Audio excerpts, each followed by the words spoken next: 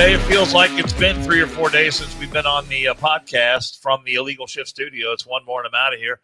Hi, everyone. I'm Dan Carroll. Let's get right to it. Open that. Jason Kiefer coming off a big weekend here in the area where we live. I was trying to do I want to disclose where we live? Do people know? Yeah, Anderson Township. There you go. we used to say the Varshy's address all the time. I don't want to be harassed. I want people driving through my neighborhood, waving LGBTQ flags and all that shit. they'll just start ding dong ditching you. Yeah, huge weekend, long weekend. I've been off. I go back to work tomorrow, but I've had a lot of days off. Had a lot of ground to cover. We had Jill's surprise 40th birthday on Friday. That was a very nice event Friday night. Worked out lovely. That place has good burgers. That's what I heard. And the French fries were interesting too, because it's not like a regular French fry. It's they cut it in such a way that it's got like little ridges in it. And then the way they fry it, I don't know if they add something to it, but it's got this really nice crispy exterior. I mean, it's a for the price, very good burger, very good fries. First time I've been there since it's been called what it's called now. The Shoreline Social Club is the new name. I was there when it was the other place, which the name escapes me. Upper Deck. Yeah, but it was very nice. And then we got to listen to her sing. Yeah, she killed it. She would, and she did a couple of songs that she knows really well. She knocked it out of the park. Yeah, she killed it. So she was surprised. I asked her, I said, were you seriously surprised or were you just fucking with me, just placating? Oh, yeah. Oh, look, I didn't even know this was happening. No, she said she was legitimately surprised. Obviously, in hindsight, every time you're like, oh, I could have picked up on this, and this. But no, it was a great turnout. I appreciate everybody that came down to celebrate her. It's a big birthday. She can say it in the chats if she wants. I won't say it. I think I already said it before, but whatever. But great time. And then we had a pool weekend. We hung out at the pool Saturday and Sunday. I know you did, but I didn't have much of a chance to do that. I know you were supposed to be there. You were greatly missed. Events conspired against me on Saturday, so I was not able to go on Saturday. And then I had the radio show on Sunday night. I was also a little bent out. I wouldn't have been very good company on Saturday anyway. So I was a little bent out of shape after my round of golf Saturday morning. You allow it to get to you so much. So, and but I recovered, redeemed myself on Sunday. I'm gonna try to multitask. But reaching. But I do want to throw a shout out to our buddy Rich from Engraved in USA. Rich invited me to the Anthony Munoz, was it the Hall of Fame Classic, as he calls it, his fundraiser. He raises money for, underprivileged kids and a bunch of celebrities and that. So they have a veterans hole on the 7th tee box of this par 3, and you are encouraged to heckle, which I find amusing. They have a DJ, free Skyline, cheese conies, all the beer you can drink if you want it. Gatorades, Pops, whatever. But Rich invited me to that. You didn't take advantage of any of that, did you? Absolutely not. Absolutely not. That's why we're going at 5:15, my man. But no, I appreciate Rich for the invite and such a great event anyway. But our buddy Solomon Wilcots, who we've had on the podcast, he was there. So we were texting when he showed up, to that hole. He goes, "Oh, how bad are you going to be?" I said, "Oh yeah, it's going to be bad." Oh. You better land it on the green, dude. And then you got to hang out with the Bengals head coach. Yeah, I got to meet Zach Taylor. Zach Taylor. How about that? Got a little selfie with him. A little selfie action. Next time we'll give. I mean, you just got back. You haven't had time to put your photos in the system yet. So when you do that, then next time we'll share some of your photos. Yeah, and then maybe a little of your video. Which the video you and just ripping Solly is pretty classic. I'm going to pull it up. I'm going to email that to myself. But for those of you who don't know, Anthony Munoz, greatest offensive lineman in the history of NFL football, played, I want to say, 12 or 13 seasons with Cincinnati Bengals. number 78 in the Hall of Fame, as he should be.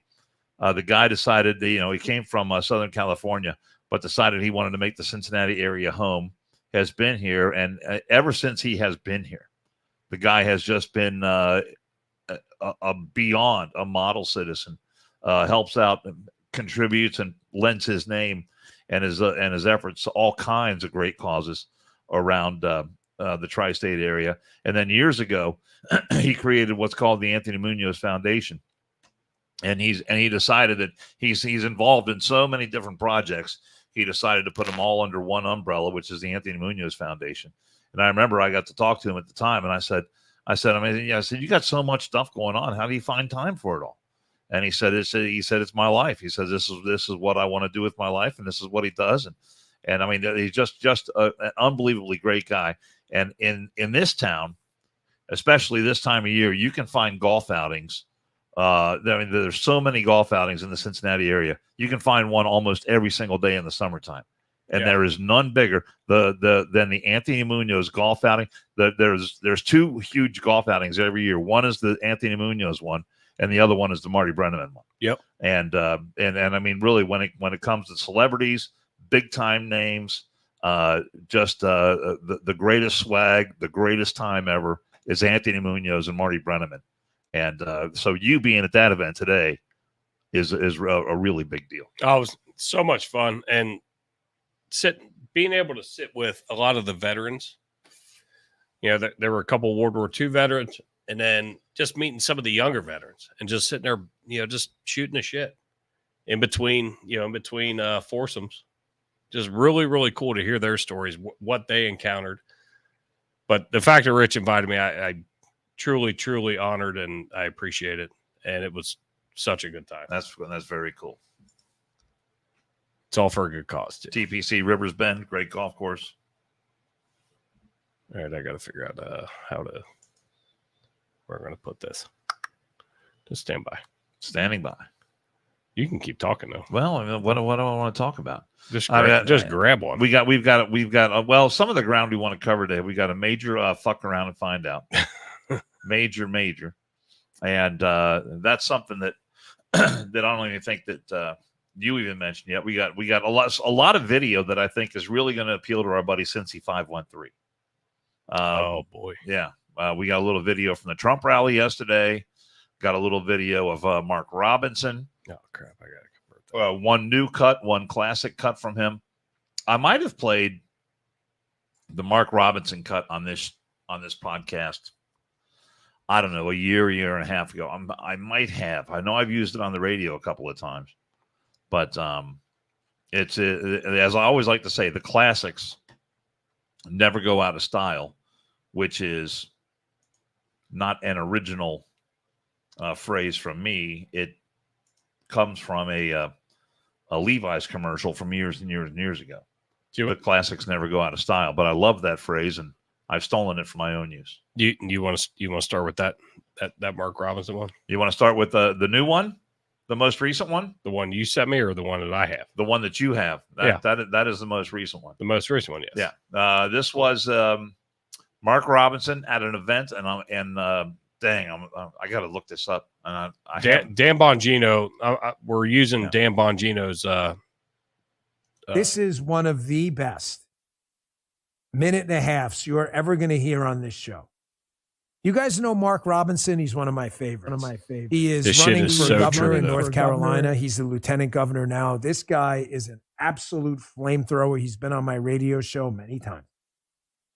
I want you to listen to this speech he gave at a Jason Whitlock conference. It was very good.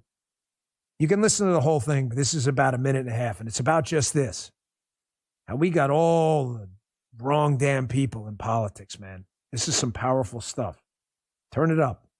Listen, check this out. No one should be sitting in your state capital. No one should be sitting in our nation's capital because they want to be an elected official.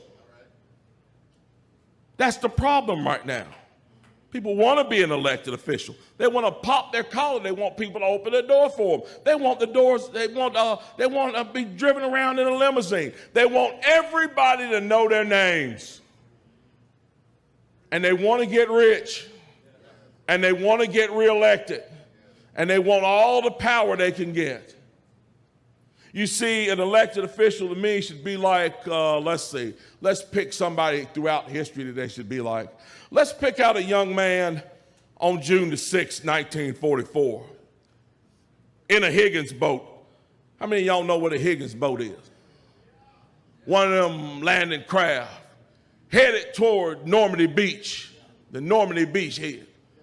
Now, I want you to imagine that young man inside that landing craft. I want you to imagine your ability to go to that young man and ask that young man, why in the world do you want to do this?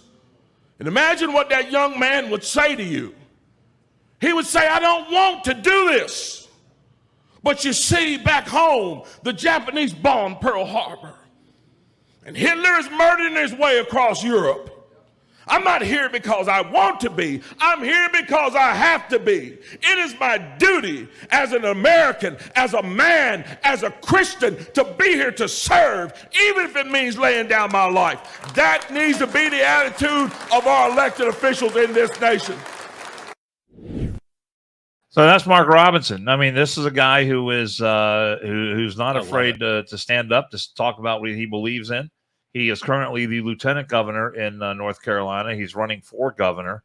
And I think he ought to be under serious consideration from Donald Trump to be a vice presidential pick. I mean, how great would that guy be on the campaign trail? And how great would that guy be as a vice president of the United States? The way he speaks, like it grabs you. I mean, it's his inflection, the thought pattern behind it, and the message that he's bringing. When I saw that, I was like, dude, I love this dude. I love that guy. I haven't completely followed every bit of his politics, but I mean, just at a scratching the surface makes me want to listen.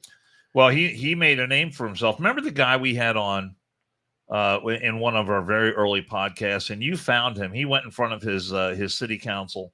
Brian Echeverria. Yeah, Echeverria. That was actually, to be honest with you, that was our first audio guest that we ever had. Was he? Yeah. Okay, yeah. And I know he was early on when we first started doing the One More and I'm Out of Here podcast. But Mark Robinson did something similar that Echeverria did. I think Echeverria was addressing his school board, right? And he talked about he didn't want his kids being, and this is a black guy, didn't want his kids being involved in any of this critical race theory stuff. Yep. It was, talking about how his kids are not victims. They are not victimized.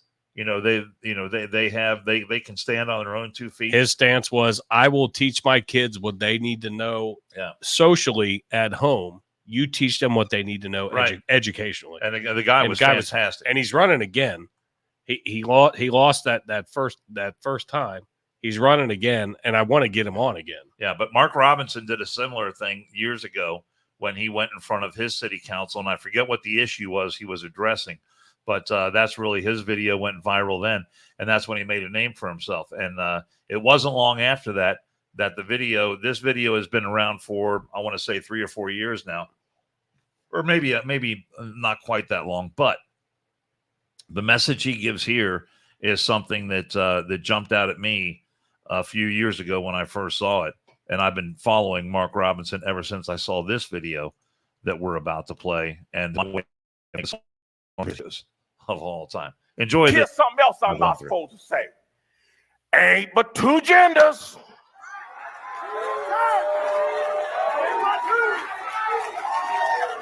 Two genders. Ain't nothing but men and women. And I can already see WRL out there. They got their licking their pencils around, trying to write fierce as they can. Get every word of this here. Get every word of this. You can go to the doctor and get cut up. You can go down to the dress shop and get made up. You can go down there and get drugged up. But at the end of the day, you were just a drugged up, dressed up, made up, cut up, man or woman. You ain't changed what God put in you, that DNA. You can't transcend God's creation. I don't care how hard you try. The transgender movement in this country, if there's a movement in this country that is demonic, and that is full of the spirit of Antichrist. It is the transgender movement. It's time for grown-ups and time for Christians to start standing up and being unafraid to tell the truth. Come after me if you want to. I don't care. You want my head? Here it is right here. Come on, come get it. I don't care because it's time for us to stand up. Now, I'm not afraid to stand up and tell the truth about that issue.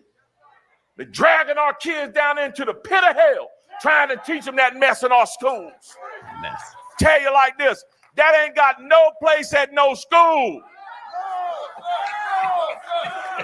2 plus 2 don't equal transgender. It equals 4. You need to get back to teaching them how to read instead of teaching them how to go to hell. Yeah, I said it and I mean it. That's Mark Robinson. That guy is the absolute best. And the thing is, every word he says there is absolutely true.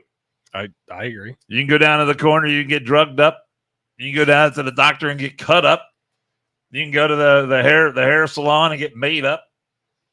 But in the end, you ain't nothing but a drugged up, cut up, made up man or woman. You can't change what God put in. It's the way he delivers it, man.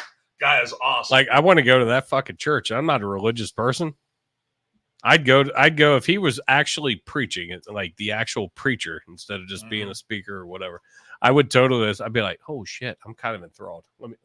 Let me figure out what's the message. Got it. But fuck, he got me from word go. It's the deep voice and just and he stands by what he believes though. That's what I like about him. Yeah. Right, wrong, or different. You can agree with him, you can disagree with him. But he is, because I remember that video. Because I had seen that video. Yeah, before. it's a great video. And he stands by it all the way. I mean, all the way through. I mean, how would you like to see that guy with Trump on the campaign trail? Shit. I mean, how much fun would that be? Be a lot better than Ben Carson. And I mean, and look, I like Ben Carson a lot, but our buddy Zeke Arkham put out a tweet about him the other day and said he essentially said we need, Ben Carson's a great guy. Ben Carson is the kind of guy that should be upheld in every public school in this country and saying, look at this guy, look what he did, look what he can do. But he said we need a brawler. Yeah, we need someone who can go in there and get down in the dirt and do the hard work, the dirty work that needs to be done. And I think Mark Robinson is that guy. I think Alan West is also that kind of guy too. So I mean, the VP sweepstakes are going on right now, and they're talking about Tom Cotton and Marco Rubio and J.D. Vance, if he picked J.D. Vance, I think that would be pretty good. Elise Stefanik, I think would be North really Dakota, good. Was it Burgum? Yeah, Doug Burgum, the governor there. And if you've ever heard Doug Burgum speak, I mean, that he's really solid. He's really good. But being on that topic, so let me ask you, because I don't have any clips of this, but there were 2 interviews that I saw. It was right after the conviction when Trump was on Fox and Friends. They posed him with 3 questions or 3 scenarios of what makes his VP. Mm-hmm. And the biggest one out of those 3 was, if something were to happen to the president, who could be president behind him and be a strong president? Which I thought was a good question. And then the way he answered it, I need somebody that, God forbid, something happens to me. Mm-hmm. They're going to come in and be able to do the job as good or better. So out of that short list that we've seen, the J.D. Vance, the Burgum, Carson, who was the other one? There was a fairly short list that I had just seen. Well, Kristi Noem was on that list ever since the whole thing about she put a book out. Her shooting her dog. Yeah, and there's a few passages in there about her, dispatching an unfaithful animal. So that was not too great for her. But who's the other? Tulsi Gabbard, is another one. And look, I mean, Tulsi Gabbard for the last year and a half, almost 2 years, has really been saying a lot of the right things. Mm-hmm. But you got to remember, she was a Democrat. She supported Bernie Sanders. I am not 100% sold, even though shit. she just said it. I am. Oopsie. Even though she's a military, very strong on the military. Only been doing this 2.5 years, but I know. I am not all the way sold on her being a hardcore conservative. I think she refers to herself more as a libertarian than she doesn't call herself a Democrat anymore. She left the Democrat Party. But I'm just not. I'm not. There's still that Trojan horse aspect to her. That let her do a little more heavy lifting. Let her prove herself a little bit. Maybe there's a place in the cabinet for her, but VP pick, I think that could be a mistake. We are coming down. I mean, granted, it's June, and I get that, but we are coming down to crunch time to where you have to get to a point to where you form your team and then you just start running. And he got a lot of traction, with the conviction and him being a quote unquote, well, I guess technically it's not quote unquote convicted felon, but he's got traction. But let's get the team mounted and rolling down the road. So, but I'm curious as to who his pick is going to be. Yeah. I mean, I think JD Vance would be decent. Still not my favorite. The Burgum guy I kind of like. I would love Robinson. Robinson would be. That's exactly who you want. But I think if Trump makes a surprise pick that no one is looking at right now, I think Robinson or a guy like Alan West could be one of those guys. But just to sort of piggyback on the clip that we heard from Mark Robinson, you are a firefighter EMT, okay? Firefighter and paramedic. Let's get that paramedic. Right. EMT, is it paramedic or EMT? EMTP. Okay. Yes. But so you have some familiarity with basic anatomy. Yes, as you should. Never heard of her. The Canadian Cancer Society recently put out a publication aimed at LGBTQ plus people, and part of that publication dealt with the idea of cervix cancer, very serious issue. Mm-hmm. And here's what they wrote. Anyone with a cervix can get cervical cancer. Almost all cervical cancer cases are due to HPV infection. HPV spread through sexual contact, including sexual intercourse, genital skin-to-skin contact, and oral sex, regardless of gender or sexual orientation. If you have a cervix and you have ever had sexual contact with anyone, regardless of gender or sexual orientation, you should start having regular Pap tests by the time you're 25.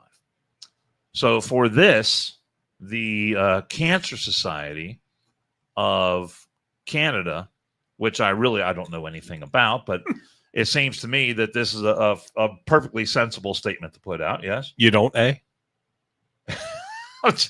I mean, you don't know anything about Canada, No, not that much, but I mean, you heard what I just read there. Does any of that seem somehow out of control to you? I mean, it all seems perfectly sensible. Yeah. I mean, just good information to have. I'll go with that so far. I know you're leading me down a primrose path. No. Well, but the problem is, according to the LGBT community, that the Canadian Cancer Society is not using the proper terminology when using the word cervix. Okay. So, all right. The proper terminology, Jason, and you should know this as a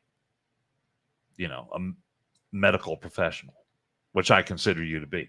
I appreciate that. The proper term for cervix in the trans-inclusive community is known as front hole. Oh my God! Did I just read that? Read that. The female body part is described as in the trans-inclusive community is fucking kidding? Front hole. Front hole. Yeah. So cervix, no, no longer acceptable. The term front hole. Well, it's I call that the vagina. I call the front hole the vagina. You also have the labia that is right by the vagina, like in that same area. The cervix is up a little bit further. Well, weird how they are completely changing. And you're someone who's delivered babies before. Yes. You need to know where babies come from. Oh my God. Or front hole. I'll be like, all right, you need to stop it at your front hole. You're not ready to go yet. Stop it at your front hole. What the fuck? Yes, we're en route. See, you wanted to get me fired up. We're en route to the hospital, and the baby's head is crowning from the front hole. Yeah, the cervix is completely different than the front hole. What's a hospital going to say if they hear that? Wait, you're not a real paramedic. Where's the real guy? I'll get super gross. Be like, oh, the water broke. Yeah, her mucus plug dropped out of her front hole, not the cervix. You fucking clowns. You guys are fucking, oh my God. This is what the LGBT did. This is what they demand. It's also Canada. Let's be honest. You don't think the same thing happens in the United States? Oh, no, I guarantee it does. But the fact that this is coming from Canada, it makes it even better. Oh my God. So what we need to do now is when I go to work tomorrow, I'm gonna conduct an EMS training that we are now changing. We are now changing our terminology. It is Pride Month after all. Yeah, it's the front hole. Are you fucking kidding me? Oh, damn. Well, that way, men and women can both have a front hole. Yeah. Well, or I guess, am I allowed to say men and women? I don't know. Am I allowed to say that? Jesus Christ. Joe Billy 007 says, I don't ever want to hear the words front hole said together ever again. Yeah. Oh my God. We need a glossary of terminology from these folks, so you can get up to date. You know, I mean, I have to go back to school. Far be it from you to be lagging behind in your medical knowledge. I have to go. And then our buddy T Vogue's 8-inch dilated front hole. Leave it to the fucking Canadians. Oh, man. Boom. Nailed it. You fucking nailed it. Jesus Christ. Oh, my God. Oh, man. That's a good laugh. That's a good laugh right there. Oh, fuck me. Yeah. You have... I didn't know you had that one. Shit, I'd have done some research on that. Mm-hmm.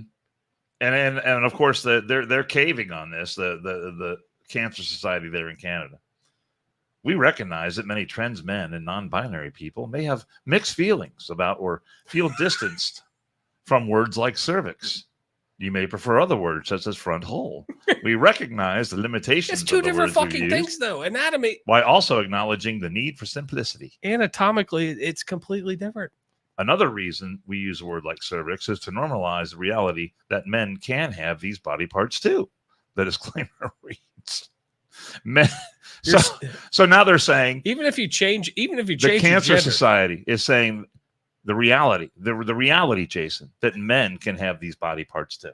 No, you can't. A man will never have a cervix. It says right here, they're normalizing the reality. Normalizing the reality. How do you don't normalize reality? Reality is this is the kind of world we live in now. They are normalized. You know, you have reality, but now we're normalizing. So we're changing what is true to fit your view, your worldview, your view of sex and body parts and what has been established anatomy. You know, for however many hundreds of years. Oh my God. So Rich just said, I can see it tonight. Jason, you're laying in bed with Jill. And you can say, would you like me to massage your front hole? Oh, my God. Oh, Sitzy 513 is in the chats. Thank God. Thank God. I was worried about you. I was going to text. He goes, you guys are acting like a couple of front holes. That is absolutely fucking ridiculous. Like, I don't even know how to respond to that. It's anatomically not going to happen. Even if you whap your dick off and then fucking get it tucked inside you and you get your fucking vagina, you're never going to have a cervix, dude. So there's another. So just know that when you decide to make the change, you're never going to have a cervix. There's another cancer outfit in the UK. Oh, even better. Called Joe's Cervical Cancer Trust. Oh, these motherfuckers on Fox are stealing our fucking videos that we're going to fucking play. And they previously were under a similar attack in 2020, And so they reported that the Cervical Cancer Trust was also under fire for suggesting that people call vaginas bonus holes. So you have the front hole and the bonus hole. The bonus hole. Well, I think the other one's a bonus hole anyway. Typically, it's always a bonus hole. Both bonus hole and front hole are recommended as trans-friendly alternatives to vaginas. Trans ideologues have long tried to erase appropriate any word that is specific to females. Oh my God. From woman to mother to now vagina. And they've gained a foothold in our schools and our media. And they use the term foothold with the bonus hole. Great.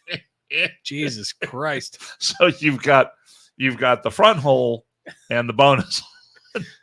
Holy shit, this is derailed. Oh, for God's sake. But I love it. I love the derailment. Shut your bonus hole. And Jill said, we're going down a rabbit hole. No, we're reading an article, actually, but you're not wrong. You can read it. You can go read it for yourself. It's on Jesus one of Christ. my favorite websites, the Gateway Pundit. You can look it up. I was taught as a young lad that that's the bonus hole anyway. That was always the bonus. That's hole. a bonus. That was the bonus hole. Oh, for God's sake. Oh shit. Which one do I have here now? Oh, I want to play this one. We'll just change that topic for a second until we come back to it. Because I will. But I think this is an absolute travesty. We had a law enforcement officer lose his fucking life, and we have a city government that's not even willing to recognize the way the normal memorial recognition typically happens. And these fucktards. This. Yeah, this is disgusting. Disturbing. Very fucking disturbing, disgusting. if you ask me. I did this on my radio show on Friday, and just got completely bent out of shape about this. Great respect for our law enforcement community, and I realize the dangerous job that they do every day. Out of respect for the tragic death of State Trooper First Class Aaron Pelletier, we won't be raising the pride flag today. It's already up on the pole at half-staff in honor of his passing. It was a pride ceremony today at Wethersfield Town Hall, Governor Lamont in attendance, the flagpole at the center of the controversy. At last night's council meeting, Councilor Rich Bailey requested the town fly the American Blue Line flag in honor of TFC Aaron Pelletier, who was killed in the line of duty. As it should. Town council voted it down.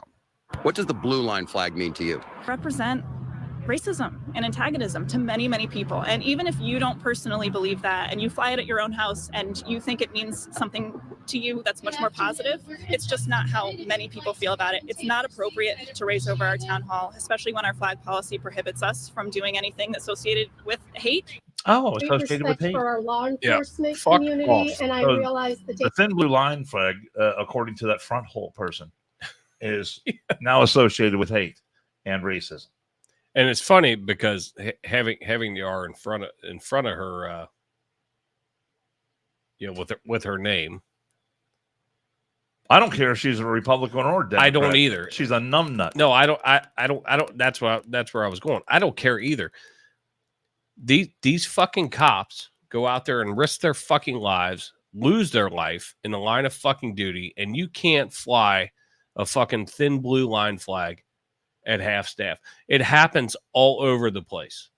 And the fact that little fucking bumfuck town feels that's hate, that's racism, all the extra bullshit that they want to add in, I can guarantee you, I would be willing to guarantee you that the pride flag is not the one that motherfucker, if he had a wish before he passed, the last dying breath, he would not want a pride flag fucking hung half staff.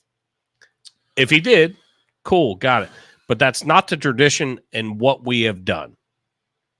And I don't feel where these town councils, village councils, city councils, where they make these flag, what you say, the The thin blue line flag. Well, when she said, "Well, it's against our flag policy," or whatever. Yeah, we can't do anything against racism.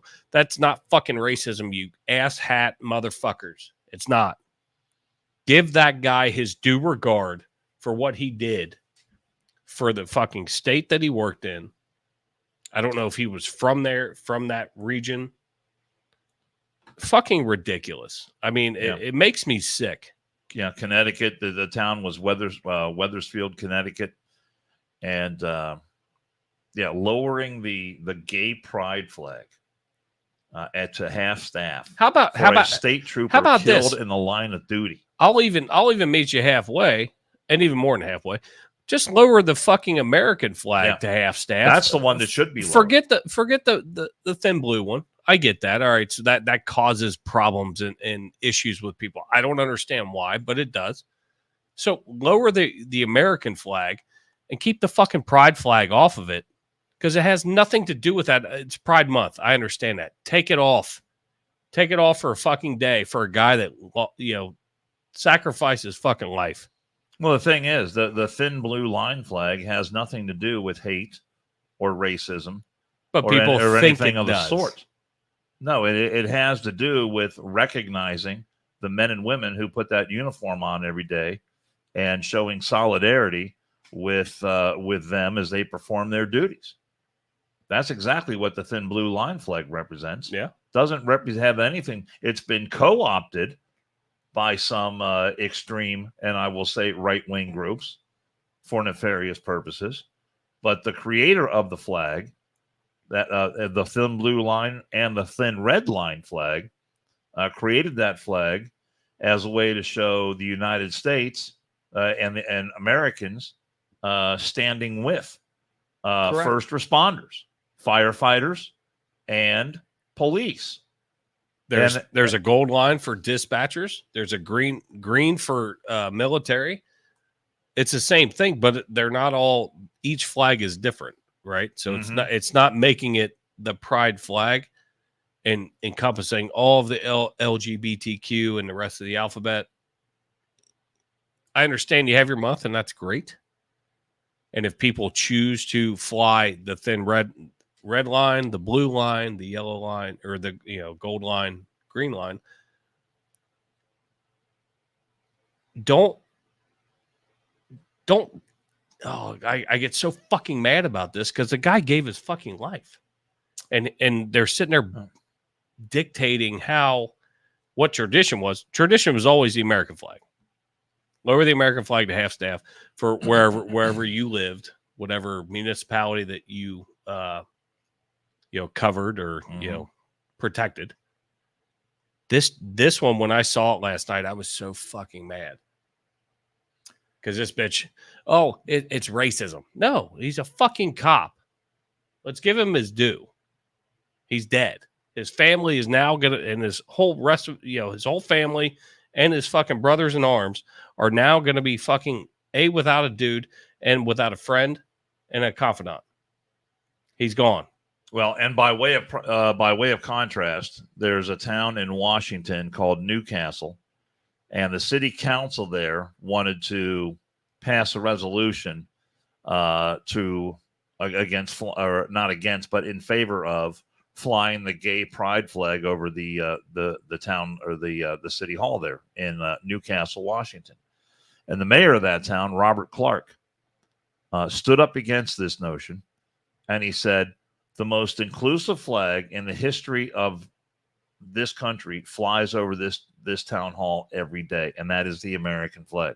Mm-hmm. And he said, not on my watch will we fly the gay pride flag or the LGBTQ plus flag. So he said we're not doing it, and the motion went down 4-3. So it is possible for some politicians, and thank God for this mayor, Robert Clark in Newcastle, to have a backbone. Washington, stood up. And that's the thing. Look, the American flag includes all Americans, without exception. Mm-hmm. All Americans. When that flag flies, I don't care who you are. I don't care what your sexual orientation is. I don't care what color I don't care about any of that stuff. That American flag represents you. That American flag is bigger than one person. It's about everyone. And no matter what our differences are, we should be able to stand united under that flag. It's a very simple concept. That's what, and I always use the analogy of when they play the national anthem before a sporting event. You got a couple of football teams out there. You got the guys on this side of the field, the guys on this side of the other side of the field, and they are ready to go out and try to crush their opponent. But the one thing, no matter how much animosity they have towards each other, no matter how hard they hit each other, no matter how, you want to kick a guy in the nuts, any of that sort of thing, there's one thing that's bigger than all of that, and that's the flag. Yep. And that's the United States of America. And there's nothing wrong with recognizing that. And so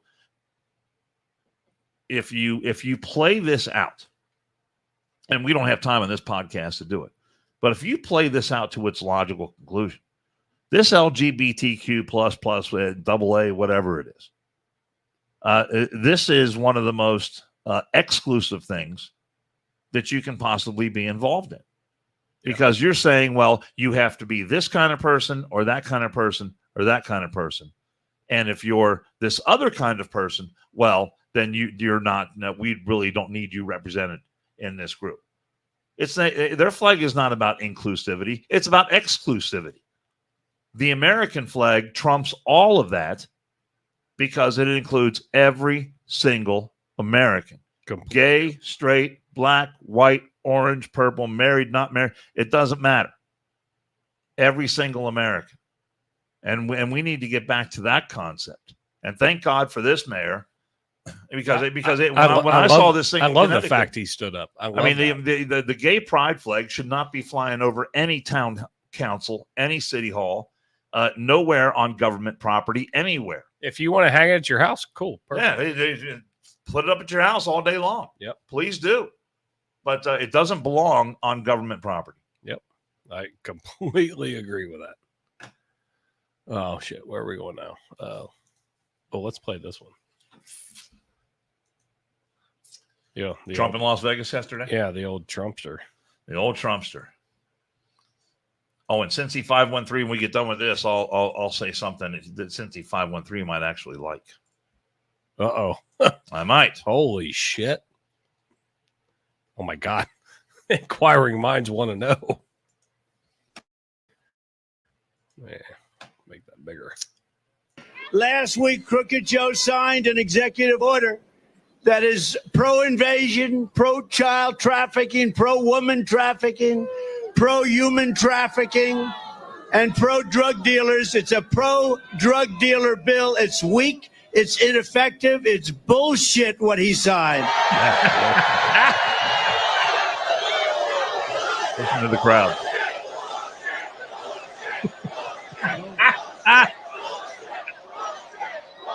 I love it. It's bullshit what he signed. So that was him calling out Trump for this. I mean, and really, this executive order doesn't do anything. And Bill Malugin, who is a great reporter for Fox, came out last night with an exclusive memo that he found that tells border control agents to keep letting people through. There's 6 countries like Uzbekistan, Kyrgyzstan, Russia, a couple other countries in there where those people are not supposed to be. Those are going to be the ones that are going to be the hard cases that you're not allowed to let through. But all these other people, just let them through. Just let them through. And that is what is really, I mean, it is so much phony baloney and so much crap that the Biden administration is putting out there. So and Trump is right to call it out for what it is. It's complete and total bullshit. Yeah. What I find amusing, I'm going to share this screen as well. Where's that? You got the shot of that memo? I'm sharing this picture first. So Trump goes into Nevada, gets them riled up, and has a huge turnout in the middle of a heat wave. This picture doesn't do justice, but even this picture alone is better than the fucking high school gymnasium that fucking Biden can barely fill half of it, where they have to put a curtain halfway through just to fucking get people to fucking support him. And this is amazing to me. And seeing that video when you sent that to me, I'm glad you did, because I had this article pulled up, but calling bullshit where bullshit needs to be called. And at this point, I mean, he's already convicted. I use quotes, but he technically is convicted, and I get that. But still garnering in a swing state such as Nevada, getting the fucking following that he's getting. And when you look at Biden's rallies that are all planned, like completely planned, like you have to stand here, you stand here, this is better camera angle type shit. I mean, if you look at them, I'm paraphrasing there. That's Jason Kiefer's words, not the Biden administration's, but he could barely fill a goddamn high school gymnasium with people. But yeah, you got Trump traveling all around, even while he was on trial, on his off time, and packing. He packed the Bronx, all the other places that he went. As far as the eye could see were people. 100,000. Where the hell was he at, Dan? They said there was like 100,000 people is what their estimate was. One of the not the Bronx, Las Vegas. No, not in Vegas, not the Bronx. One recently before the Bronx. He's packing wherever he goes. Yeah. People are New Jersey had a huge rally in New Jersey. New Jersey was huge. So I find it just so absolutely hysterical. And when Trump will use the term bullshit, and he's calling out, this executive order, which should have, it shouldn't have been an executive order. It just should have been fucking passed into fucking law. Boom, done. You're not coming in, which is what Trump was doing. But now all of a sudden he throws an executive order, and we're supposed to, oh my God, look at what President Biden's doing. Outside of shitting his pants, oh look, he signed an executive order that they're not doing anything with. Well, of course they're not doing it. It's all for show. Because they're getting told, so that executive order gets fucking signed. And here's this one. Border Patrol memo tells agents in key sector to release migrants from nearly all Eastern Hemisphere countries. Yeah. So he signs an executive order, but yet we have to let these people go. Yeah, when you just let them roll. I mean, you're looking at the Fox News got a hold of a memo that went to agents right there on the border. I don't have the actual memo. And telling people, Bill Malugin posted it last night, but it essentially tells agents that if they're from any country other than the 6 countries that they lay out in there, and I just listed the majority of them, that essentially you're to just let these people go into the interior of the country.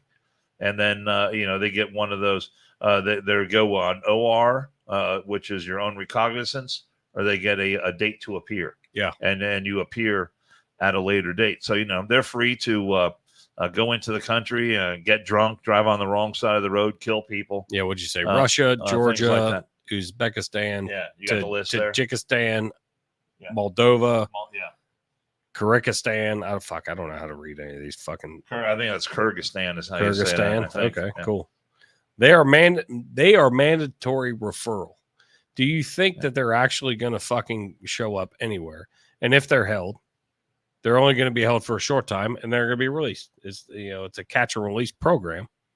There are more than 100 countries in the Eastern Hemisphere, meaning that despite the Department of Homeland Security and President Biden's threats of consequences and promises to remove migrants who cross illegally under the new executive order, the overwhelming majority of migrants in the San Diego sector are being released. Yeah, just let them go. Let them go. That's what you're supposed to do. They come out and tell the people one thing, and then just go ahead and do the other. On the Sunday shows, you had a couple of senators out there, and then you had the governor of Texas, who was on with Maria Bartiromo, and she said, has anything changed at all since this executive order came out? And so the executive order came out on June the 4th, and they were asking on June the 9th if anything had changed. Now, that's only a 5-day span. That's not a lot of time for things to change all that much. But the governor said, as far as he could see, absolutely nothing has changed. Absolutely nothing. There's no change in policy, no change in the way these border agents are doing their job, and they're, and more than anything else, now more than ever, they are facilitating the what's called catch and release policy of this administration, and essentially all they've done is rev that up. So now they're catching and releasing them quicker into the country. Yeah. And meanwhile, back in D.C., Joe Biden can sit there and say, "Oh yeah, we executive order took care of that." So, good to go. I cannot with certainty say where I read / saw this fact, but I say fact, but whatever. This little nugget of knowledge that since that executive order was put into effect, there are actually more coming in than there were even before. So the executive order doesn't do shit. No, it doesn't do anything. Does absolutely zero. Or as Trump said, it's bullshit. It is bullshit. It is definitely indeed bullshit. You want to do a quick ad read real quick? I can do that. We can talk about the Varner Foundation for Children and Families. You know, here at the One More Amount of Here podcast, we believe that those who open their hearts and their homes to take care of kids are among the most special of our friends and neighbors. But it can be a strain on anyone's budget. And because of that, more than half of the families involved in foster care give up after their first year because it is just too much of a strain on family resources. And that is where the Varner Foundation comes in. It's a 501c3 nonprofit, and the Varner Foundation can enable foster care agencies to help in a hurry. There are times when a family needs a car repair, or maybe a prescription, an extra bed, a pair of shoes, a hole in the roof, anything like that, that is really going to kind of wipe out a family's finances. The Varner Foundation can come in and essentially save the day and enable that family to get on with the business of being a family and doing their best for these foster kids. And the great thing about the Varner Foundation is that every dime, 100% of all the money donated goes straight to the mission. So you can help make a difference in a child's life today by donating to the Varner Foundation. That's the varnerfoundation.org, varnerfoundation.org. And anything you can donate be greatly appreciated. And the Varner Foundation is doing great work. And we appreciate their sponsorship of our program. Absolutely are. And Dan Varner's a great guy. So, well, I'm going to throw one more quick thing with Trump, and then we're going to get on to some more fun stuff. But if anybody hasn't seen or checked out, I'm sorry, I didn't know you need one. Anybody hasn't seen Trump's interview with Dr. Phil. I'm not a huge Dr. Phil fan by any means, but friends of ours, Scott and Steph, shot that over to me, and I hadn't seen it yet.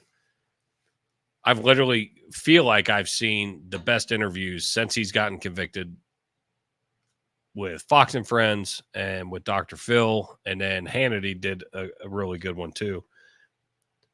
He was putting together some really good interviews and answering questions, direct. If you haven't seen it, not going to beat the dead horse, but if you haven't seen it, go check it out if you're interested in that.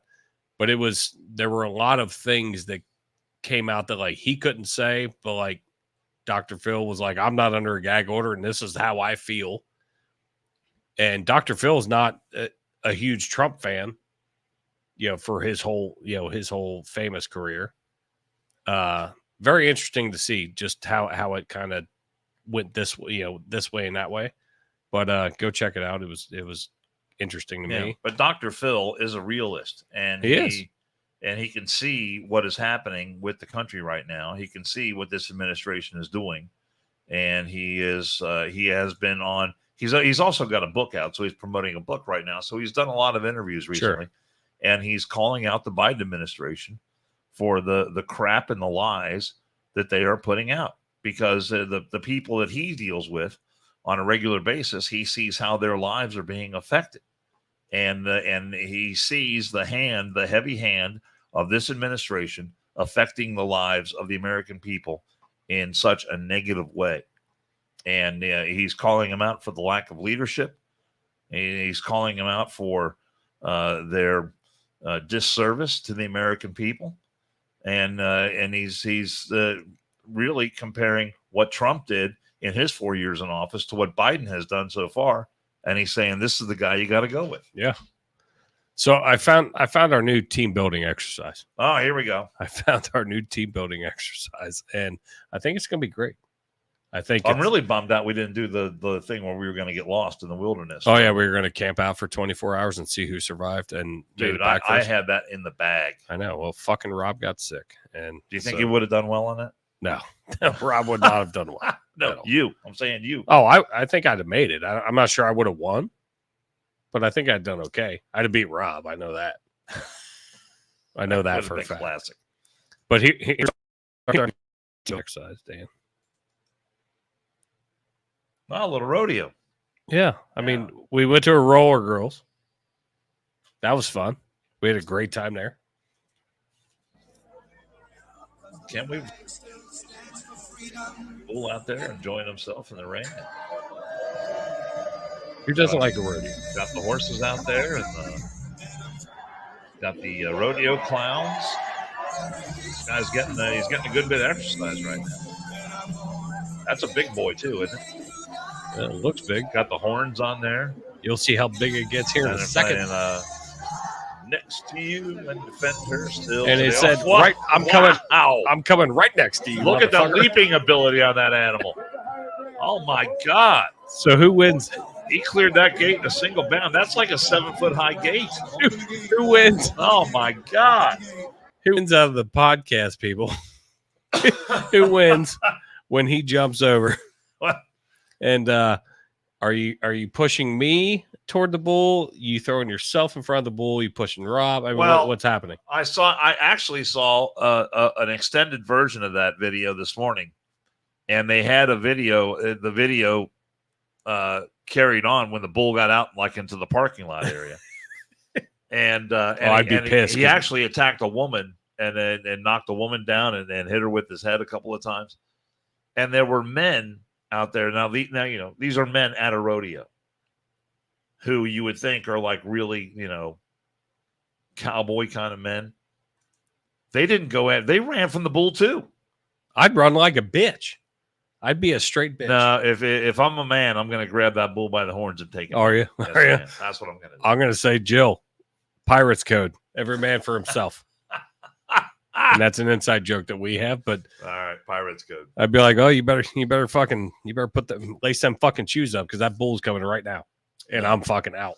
No, I'd be more pissed off because my new truck might have been in the parking lot, and I'd be really pissed. But I guess that they caught up to the bull eventually, but I guess the rodeo clowns didn't get out there fast enough to try and head that bull off. But I was very disappointed in the actions I saw from the men who were in that video. That's our next team building exercise. We're going to do a rodeo. We'll dress up as rodeo clowns. Oh shit! Are we going to be rodeo clowns? Oh, I'm pretty sure I can. Do they take volunteer rodeo clowns? I'm pretty sure I can arrange that. Actually. All right. Another story. Loyal canine recently saved an owner's life after running for miles to guide others to the scene of a horrific crash in Oregon. In a Facebook post published on June 3rd, the Baker County Sheriff's Office said its deputies learned of the crash on Monday morning. Officials received a report about a vehicle over an embankment on U.S. Forest Road 39. The reporting party explained that his brother, Brandon Garrett, had not made it to his camp yesterday. In the post stated, family members located his vehicle this morning and were unable to reach due to terrain. This dude had his dog in the fucking truck. Truck's overturned. And the dog ran for fucking miles. Like Lassie? One of his dogs traveled nearly 4 miles to their camp. How about that? Which alerted the rest of the party that something was wrong. That is, and that's what I put in the description, a modern day Lassie. Holy shit. Hi, Lassie. Where is everybody? Is Timmy stuck in the well? No, he's over an embankment, motherfucker. I need your help. How cool is that, though? I mean, he's on Route 42, mile marker number 8. Truck's upside down. We better go. That is fantastic. So they did a whole highline fucking rescue to get this dude out. See, you could do that. You know how to do that, don't you? A little bit. I'm not the most rope tech guy. I can get some of the basic stuff set up. Yeah, that's cool. But yeah, I thought that was really, really neat. And I always love it. I always send like videos to Jill of dogs doing cool shit. But to run 4 miles and know exactly what camp it needed to go to. That is that. Yeah, that's. I mean, that's what a good dog. Because it said their camp. It wasn't just a camp. It was their. He ran to their camp. The dog. I think boy that's dog or a girl dog. Oh fuck, I don't know. Does it say? It did. That's a great story. Do you have this video that I sent you? Let me look. Because I think we can close out the show on that. Probably not. Probably one of the funniest things I've seen in a long, long time. Probably not. But if you, man, if you stall long enough. All right. Well, hold on. I know I sent it to you. Oh, he sent me a lot of shit. And here's let me see. Here's the just send it to me again, real quick. Right here. I sent it to you last week. There's the headline right there. No, send it to me again, real quick. Send it to you again. Hold on. That's all right. Oh, jeez. I figured that would be easy for you. Oh, hold on. Forward to. So we try not to pull it all political, but obviously, nothing political. No. But I'm saying, like, I'm stalling right now. But nothing political about politics. Give us a whole lot of ammo right now, and it's. I know. As being podcasters, it's hard to not grab onto some of the shit. But the funniest part of the show today was obviously the front hole segment. Dude, this one will definitely give you something to laugh about. But it might be slightly funnier than the front hole segment. And the thing about this is one of those things. When you see it, you think to yourself, "Why haven't I ever done this before?" But to my way of thinking, it is absolutely, you got to have the sound up as loud as you can get it here. I'm going to. Because, for those listening at home, I have to set it. Because this is all about the audio on this one. It's all about the audio. I mean, you got to listen to it. All right. Here we go. Here we go.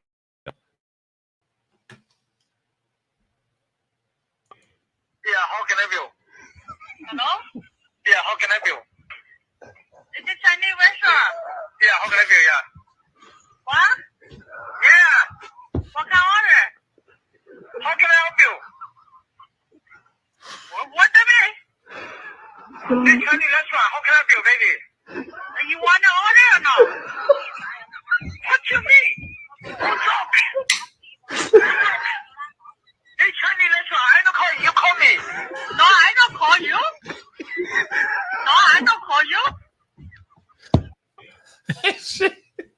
And so he tied up 2 different Chinese restaurants and had them talking to each other. What you order? I don't order. You call me. And the fact that it went on as long as it did, and you did send me that, and then my God, I was afraid the way it came across. I was like, oh shit, we might get blocked for that. No, it's just funny because I mean, you got 2 Chinese restaurants and they're confused as hell. Wait a minute, it's like you're ordering Chinese from. I didn't order Chinese. It's like 2 Chinese rap battles going on. That's how Eminem came up, just doing rap battles. Well, that's how the Chinese restaurants stake their dominance. You know who would have loved that though? You know who would have been dying to do that? Our buddy Rob. Yep. He would have absolutely loved that. And then Bosco says something wrong. It's like the pilots. It's like the fake holy fook. Yeah. Something wrong. We too low. We too low. Oh my God. Oh, Dana, that was a fun one. The fact that you brought front hole into a whole other fucking level today. I'm not sure if I'm mad or impressed or excited, but I want to be anatomically correct for our LGBT. There's definitely going to be a conversation when this is done. But don't forget your bonus holes. But Dan, so bonus. Well, Dan, I'm glad we were back together again. It's been a few days. I missed it. What do you have on tap this week? How busy a work week you got? Not super. I got a couple days of radio, a couple days hanging out with Corbett. So a little bit of that, a little bit of this, a little bit of that. So to end this out, just because you brought it up, that was all you're doing. What was mine doing? Do you have to wipe your front hole?